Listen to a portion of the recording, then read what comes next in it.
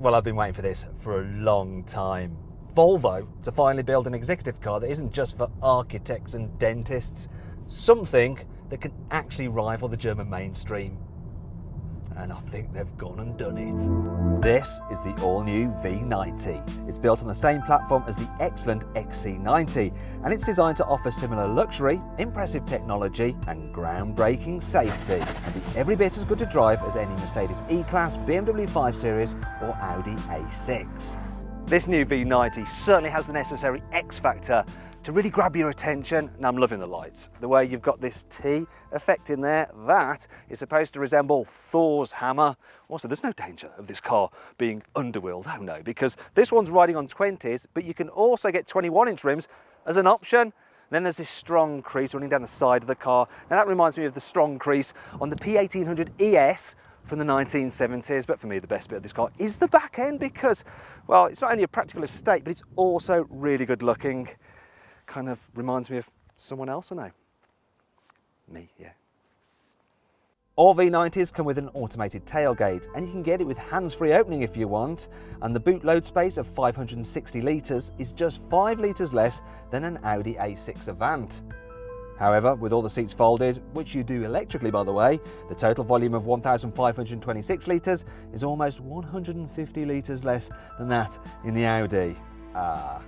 Now, it's worth pointing out that the starting price of this Volvo V90 of £34,500 means it undercuts a similarly specified Audi A6 Avant by around 2,000 quid, which is pretty useful. Though as the Audi's older, you're more likely to get a deal on one. If you want to find out the best deal you can get on this Volvo or the Audi, then click in the top right-hand corner of the screen on the card to go to carwow.co.uk. The V90 comes with plenty of kit as standard. All models get LED lights, leather, heated front seats, internet connectivity, sensorless navigation which you operate through an iPad-style screen, another digital screen for the driver, dual-zone climate control, and 2 new driving aids. This is the first car to get the latest version of Volvo's Pilot Assist. So it's an extension of adaptive cruise control, and it allows the car to effectively drive itself at speeds of up to 80 miles an hour on the motorway without even following another car. And you can go completely hands-free for short periods of time, and the car will just steer itself. And that means there's probably enough time for me to just practice my juggling. So here we go. Yeah, I've got a lot to learn.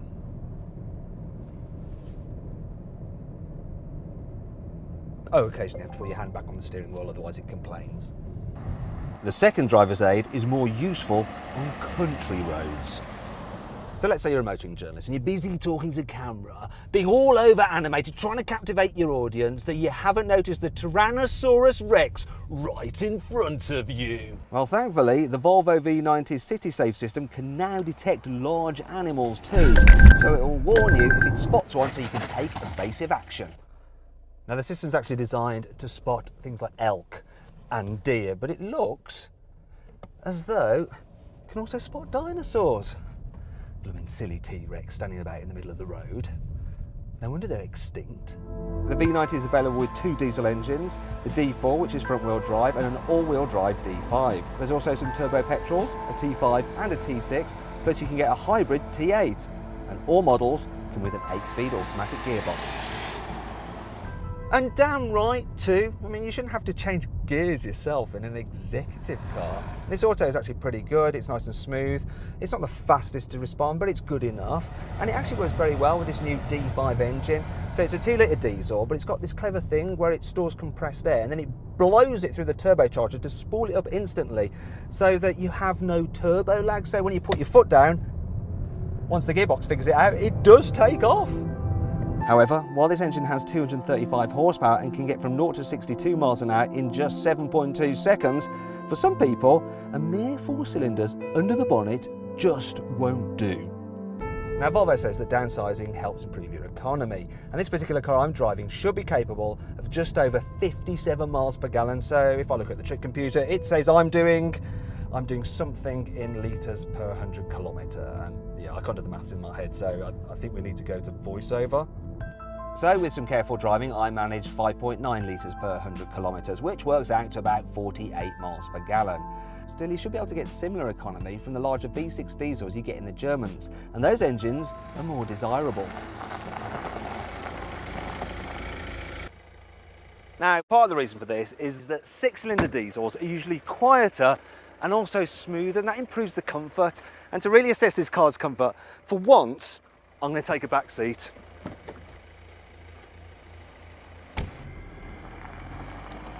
Now, if you're wondering who's driving, don't worry. I've actually hacked the piloted drive system, so we've gone fully autonomous, and it's really let me focus on this car's ride quality. Now, as standard, the car uses a leaf spring in its rear suspension. And I know what you're thinking, leaf springs? Weren't they used on stagecoaches? And yeah, that's true, but Volvo's done something clever. So it's actually fitted the leaf spring across the back of the vehicle there. You can see it's the green thing because it's made out of composite material. And that means that, well, it takes up less space than traditional coil springs. And so there's room in the boot area for them to fit all the electrical gubbins for the T8 hybrid model. This particular car though, it's actually riding on air suspension. The air suspension is only actually fitted to the rear of the car, but from where I'm sitting it feels nice and comfy. Probably doesn't glide at the road in the same way that a Mercedes E-Class on air suspension does, but it's still pretty impressive. And so too is the soundproofing. And overall, it's very comfy here in the back. I've got plenty of space, so do you know what? I'm just going to sit back, relax, and let the car do its thing and take me to my hotel.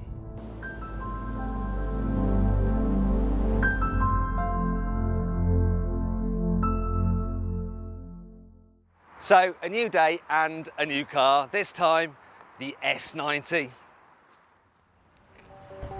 For those who prefer a saloon rather than an estate, the S90 is almost as smart looking as its big booted brethren. In the front it's identical with that wonderful Swedish minimalist design which follows on from the XC90. Like the V90, this is the top level inscription model, which has Napa leather, various bits of walnut trim and a large digital driver's display.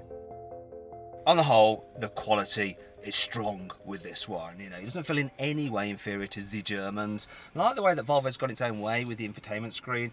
Yeah, it's a touchscreen system, but it's quite easy to use. Not quite as simple as BMW's iDrive, but way less confusing than the system you get with the Mercedes E-Class. And you can get stuff like Spotify and Apple CarPlay if you don't like Volvo's own proprietary system. Being a saloon, the S90 is less practical than the V90. First of all, there's the boot, which is just 500 litres, and then there's the rear headroom, which is a little bit tight for this class of car, and nowhere near as roomy as that in the back of a BMW 5 Series. However, with a starting price of £32,555, it is a useful £2,000 less than the estate model. This particular car is the T6 petrol, and we won't actually get it in the UK. We only get the diesels and the hybrid. It's a bit of a shame really, because I quite like this engine. So it's a 2 litre, 4-cylinder. Remember, Volvo doesn't do anything bigger than a 4-cylinder. There's no 6 cylinders. But it's got a supercharger and a turbocharger, and it delivers 235 horsepower, which is good for 0 to 62 miles an hour in just 5.9 seconds. So yeah, it feels pretty quick, and I quite like the noise it makes as well. Now, this engine is mated to the same all-wheel drive system that I had in the D5, which I was driving yesterday, and it's a Haldex system, and it can send up to 50% of the car's power to the rear wheels if it thinks you need it. Thing is though, when you're driving along most of the time, it feels essentially front-wheel drive, this car, and as a result, it's never as fun or as sporty or as engaging to drive as a rear-wheel drive Jaguar XF. But, you know, for how people are going to drive this car, it handles well enough, really. And if you come out of a lolloping S80, you're actually going to be really impressed with its dynamics. This petrol saloon does feel a bit more nimble than the slightly heavier diesel estate. But even with the car in its dynamic mode, comfort, not sportiness, is the name of the game here. And whichever model you go for, the S90 or the V90, you won't be disappointed. So then, overall, what do I think of the Volvo V and S90? Well, they've been a long time coming, but they have been worth the wait. Okay, so there are rivals which are more sporty, and it's a shame you can't get 6-cylinder engines, but these cars, they're stylish both inside and out, and they're very comfortable. Now, if you click in the top right-hand corner of the screen, you can get more information and find out the best deal you can get on a Volvo at carwow.co.uk. Thanks for watching. Now, if you enjoyed this video, please like it, share it, and subscribe to our channel. And if you click over there, you can watch our review of the V90 with a 360-degree camera, which allows you to look around the cabin if you move your phone around or use the cursors on your browser. So make sure you do that, otherwise it's all a bit boring.